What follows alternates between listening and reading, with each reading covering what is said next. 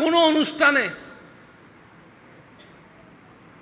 আমার বোন কোনো না কোনো স্টাইলে পর্দা ছাড়া, যারা মেয়ের বাবা আছেন, বোনের ভাইয়েরা আছেন, আপনি কি চান আপনার বোনের জীবন ধ্বংস হোক? আপনি কি চান কোনো অপবিত্র সম্পর্কে ওরা জড়ায় যাক? কোনো বোনে চাইবে না, কোনো ভাইয়ে চাইবে না বোনের এই ক্ষতি, কোনো মেয়ে কোনো বাবা চাইবে না মেয়ের এই ক্ষতি। আপনার এই ক্ষতি হচ্ছে কিভাবে? অনেকে যে পালাই বিয়ে করে ফেলতেছে, বলেন না, পালাই বিয়ে করছে না, বিভিন্ন কলেজ ভার্সিটির নাম দিয়ে। এটা কি কোনো সুস্থ পরিবেশের মানুষ মেনে নিতে পারে?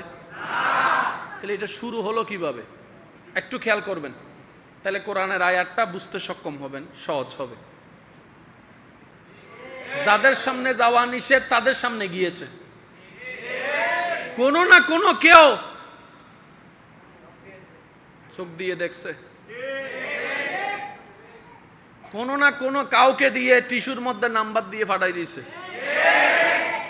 আপনি গেছেন বিয়েতে, কিন্তু আপনার ভাই বোন, আপনার ছেলে মেয়ে কোন দিকে চলে যাচ্ছে আপনার খেয়াল নাই, কারণ আপনি আত্মীয় স্বজন নিয়ে কথা বলতে আছেন, আর কথা না বললে আপনি আবার মুডি হয়ে যাবেন, এইটাও একটা বদনাম আছে।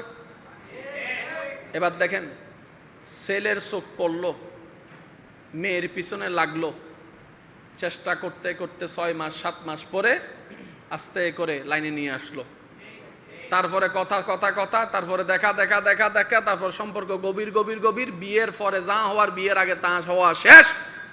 এবার আপনি চিন্তায় পড়লেন, হাই সমাজে কেমনে মাথা দেখাবো, মুখ দেখাবো। শুরুটা কি 24 সালে না 20 সালে? তো 20 সালে যদি শুরুটা গলা চিপে ধরতে পারতাম, 24 সালের ক্ষতিটা কখনো।